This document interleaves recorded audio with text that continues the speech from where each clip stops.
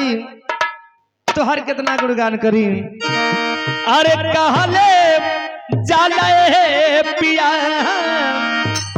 तो ये बहिल बाहरी बाबू मरिया कहले जाले पिया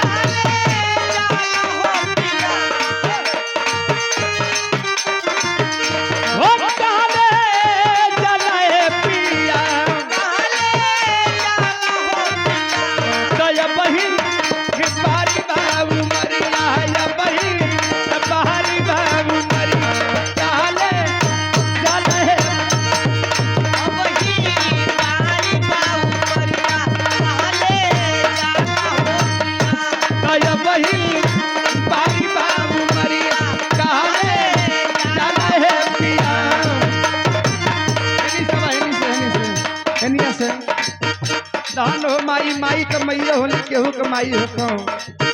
आई आई आज माई के लास्ट विदाई हो। आ नोट बड़के आवे के चाहिए।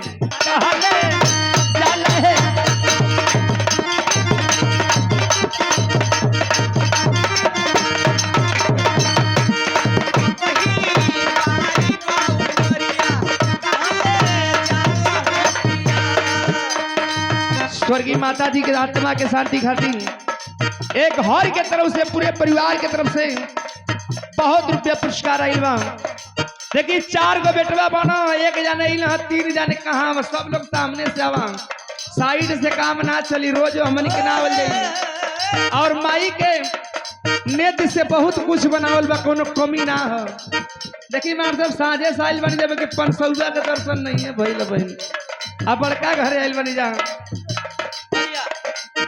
काचे काचे बांस के डोलिया बनवला कहले चले पिया। काचे काचे बांस के डोलिया बनवला कहले चला हो पिया।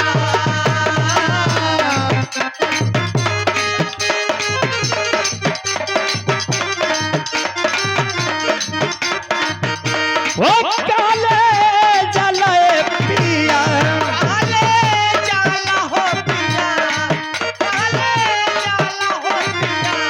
मुँह पे डाली के चदरिया, मुँह पे डाली के चदरिया कहले जाला है।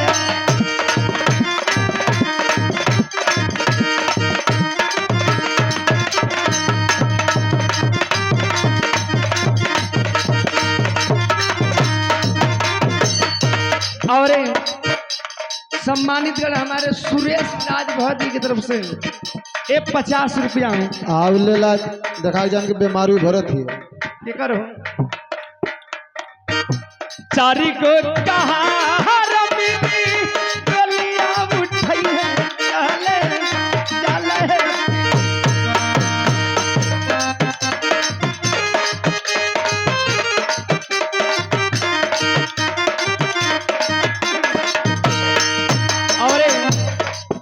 सम्मानित शानदार पुरस्कार ये हमारे लल्लन भैया के समझी जी की तरफ से 500 रुपया पुरस्कार। ओ माई की आत्मा के सम्मान में, माई की आत्मा के शांति खातिर पुरस्कार बा 500 रुपया। सुना सुना आई तू सब उनका समझी लल्लन भैया के 500 दिला।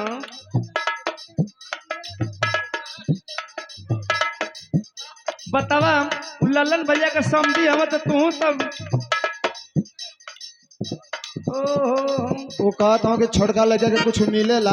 यो बात हो नहीं जी, माई सबकर सबके बराबर लगा के बोलो। और 200 रुपया पुरस्कार छोट सपुत्र माई के अपने माई की आत्मा के शांति खातिर 200 रुपया दिले बनो। धन हो माई तोहार कितना गुणगान करी। माई तो मैये होली केहू के माई हो माई के स्थान बड़ा ऊंचा स्थान बा। चारी को कहार मिली डोलिया उठाई है कहले जाला है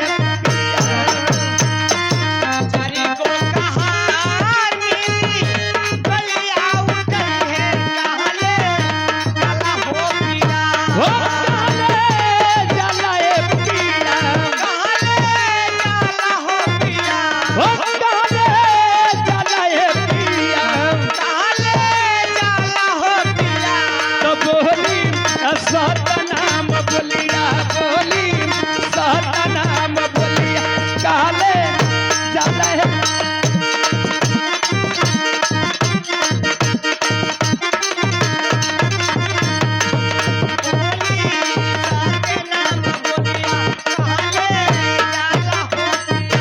देखी देखी स्वर्गीय माता जी के 2 जाने इला सपुत्र हमारे लल्लन भैया और छोट सपुत्र आई 2 जाने कहा हम वो लोग जामत नहीं हम देख लें।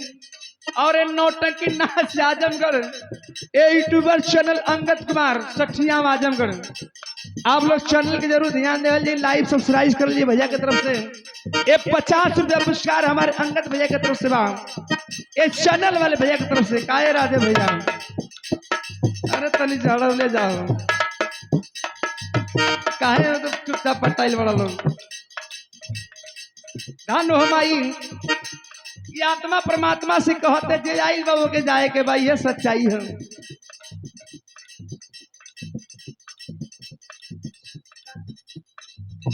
और एक दुर्गवती बहन की तरफ से पुरस्कार स्वर्गीय माता जी के बड़ सपुत्री बड़ लड़की वाली ये 200 रुपया पुरस्कार अपने माई की आत्मा के शांति खातिर।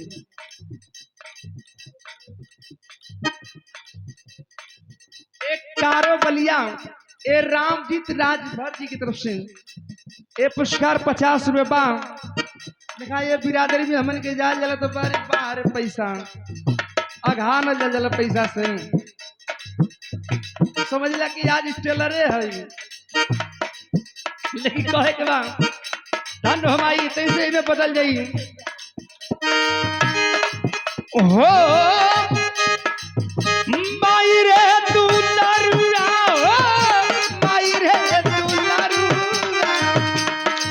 सुनी ई कुल गीत गजियापुर जिला में पैदा भइल बा। हो माई रे तू नरुआ हो माई रे तू नरुआ दुनिया में सबसे बड़ी माई हो तू नरुआ। दुनिया में सबसे बड़ी माई रे दुलार बा। दुनिया में सबसे बड़ी माई रे दुलार बा। और स्वर्गीय माता जी के बड़ सपुत्री ए दुर्गवती भुवन के तरफ से पुरस्कार ए 50 रुपया। देखा हम खियाले कैले हैं 2 गो बेटवा इला 2 जाने के पता ना चलता। दुनिया में सबसे बड़ी माई हो तू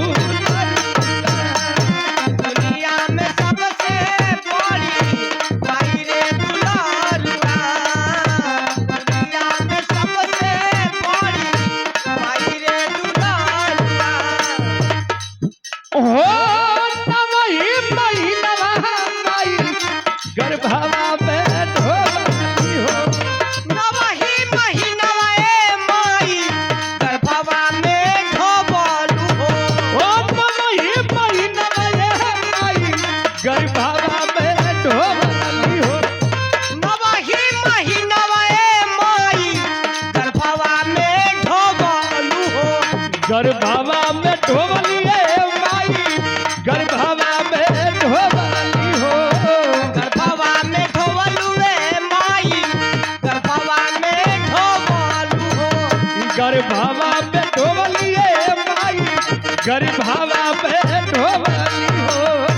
गर्भवा में ढोबलू ए माई गर्भवा में ढोबलू हो। 10वें में टहली जाना माई रे तू नरुआ।